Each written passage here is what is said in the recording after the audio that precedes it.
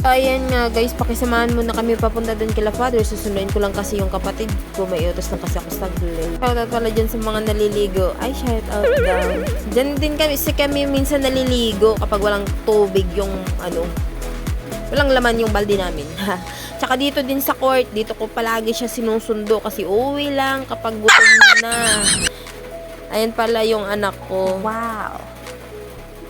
So, ayan. Dito na court. Dito siya lagi nagbabasketball. Ayan, malapit na kami sa simbahan. Ngayon lang din naman kasi kami nakapaglabas ng bahay. So, ayan guys. Ito na. Ayan na po. Malapit na kami. Ayan. May utos kasi ako sa kanya. Kaya kami nakapunta dito. Ayan na yung pamangkin ko po. Malapit na siya. Kaya may utos na ako sa kanya. So, bali, nautosan ko na din naman siya. Kaya kami na din lang naman naglibot-libot na din naman para tambay-tambay muna saglit. Ayan. Ano mga ginagawa. Ayan po.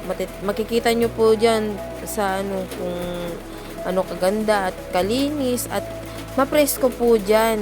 Tingnan nyo po maigi. Ayan po. Maganda po yan. Yun, magtambay. Dito lang po yan sa Bulacan. Ayan po. Hanggang dito lang po tayo. Thank you and love lots.